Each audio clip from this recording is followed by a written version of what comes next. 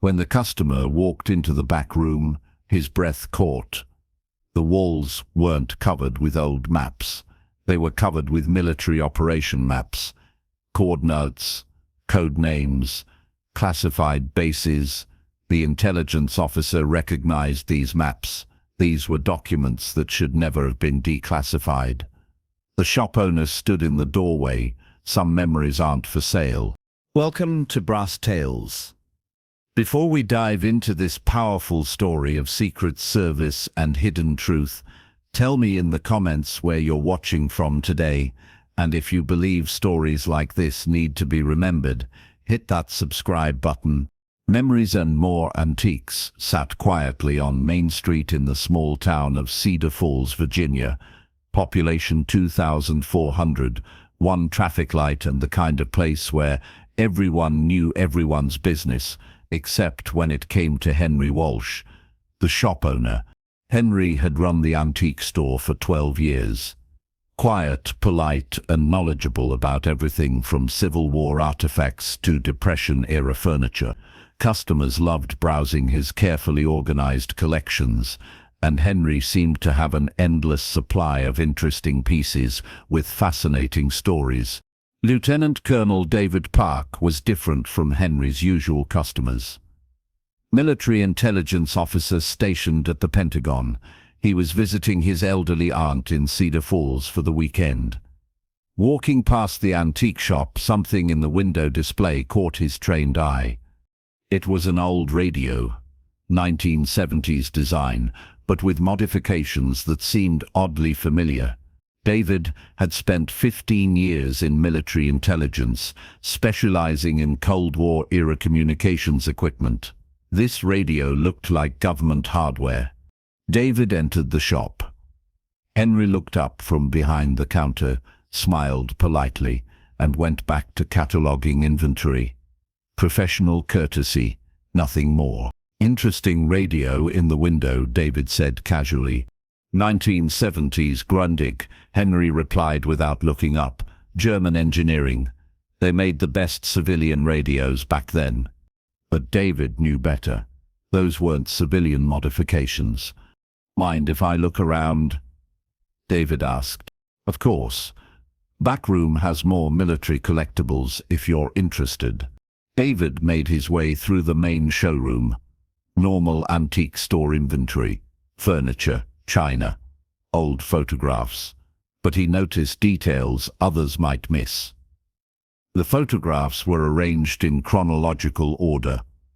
The military items were authentic, not reproductions, and everything was positioned with sight lines to the front door.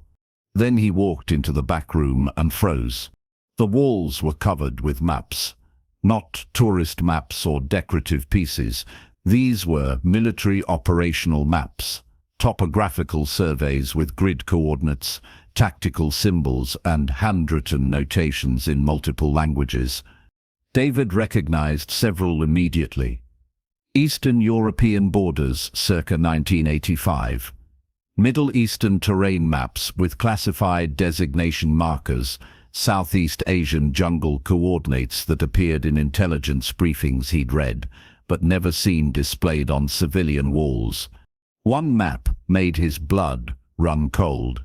It showed a compound in Afghanistan with detailed security layouts, guard rotations, and infiltration routes. David had seen this exact intelligence during his deployment, but it was classified above his clearance level. Find anything interesting? Henry's voice came from directly behind him. David spun around. Henry was standing in the doorway, arms folded, watching David's reaction carefully. These maps, David said slowly. Where did you get them? Estate sales, mostly, Henry replied. You'd be surprised what people leave behind. David pointed to the Afghanistan compound map. This isn't from an estate sale. This is classified military intelligence. Henry stepped into the room and closed the door behind him. What makes you think that, Colonel Park? David froze. He hadn't introduced himself or mentioned his rank. How did you know my name? Henry smiled slightly. Because I make it my business to know who's examining my collection. David's training kicked in. He scanned the room again, this time looking for threats rather than curiosities. The maps weren't random collectibles, they were operational documents from someone who'd had access to the highest levels of military intelligence. "Who are you?" David asked directly. Henry walked to a filing cabinet and removed a folder. Inside were photographs, black and white, clearly from the 1980s and 1990s. Men in civilian clothes, in various locations. Middle Eastern cities, European capitals, Asian markets. I was someone who went places that didn't officially exist, Henry said, and did things that were never officially authorized. David studied the photographs.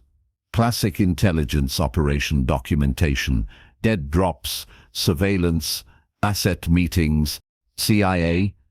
David asked. Among other agencies, Henry confirmed. 32 years, mostly places Americans weren't supposed to be, doing things that kept Americans safe. David's mind raced.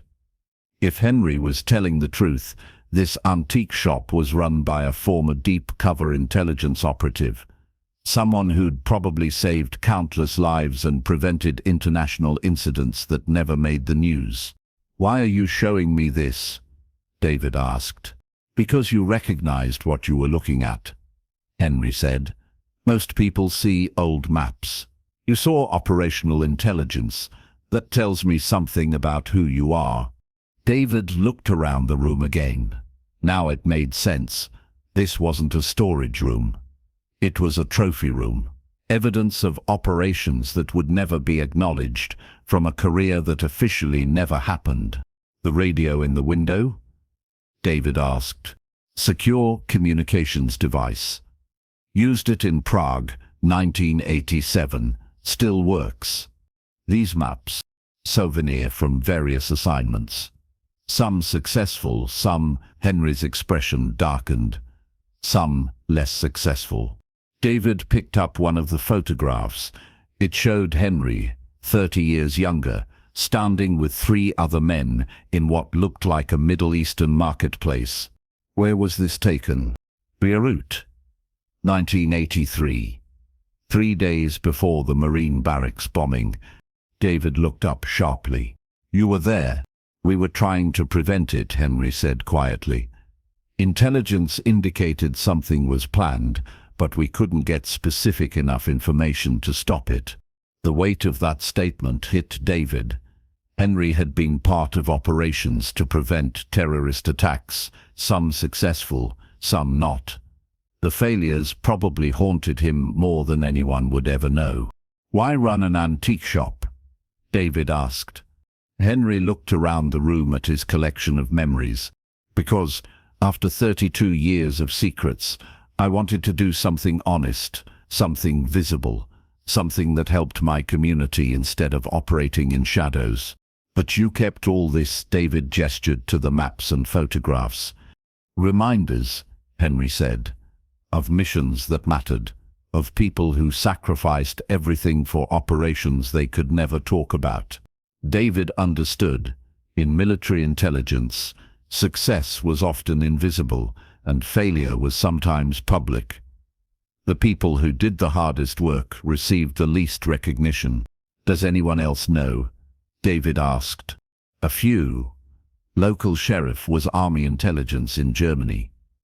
We understand each other. The Methodist pastor was a Navy chaplain in classified operations. He knows how to keep secrets." David realized that Cedar Falls wasn't just a quiet small town. It was a retirement community for people who'd served in ways they could never discuss. "What do you do now, besides run the shop?" Henry smiled. "I help local kids with their history projects.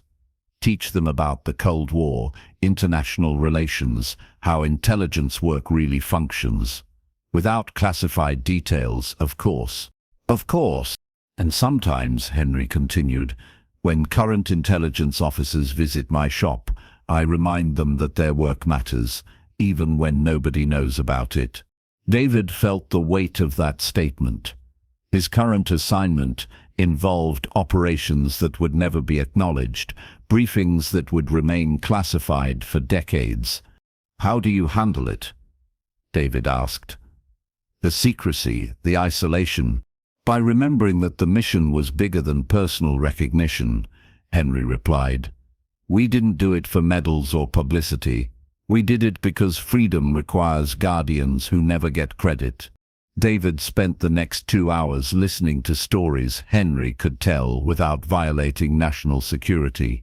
Operations in Berlin during the Cold War, intelligence gathering in hostile territories, diplomatic missions that prevented conflicts from escalating.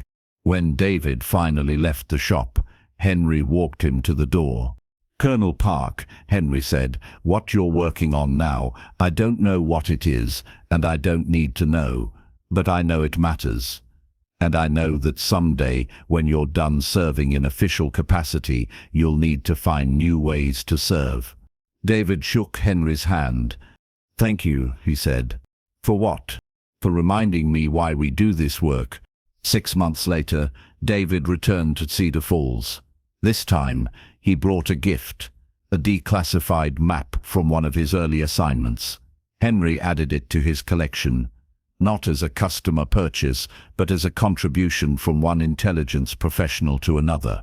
"You know," David said, looking around the back room, "this isn't really an antique shop." "What is it then?" Henry asked. "It's a museum. For operations that can't have museums.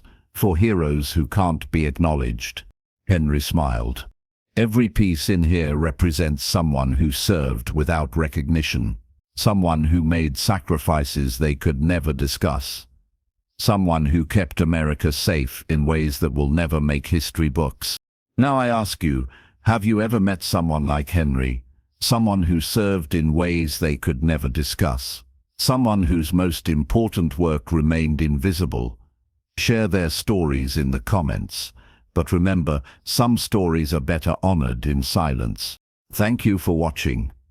If this story moved you, subscribe, share, and help us remember that our safety often depends on people whose service we'll never fully know.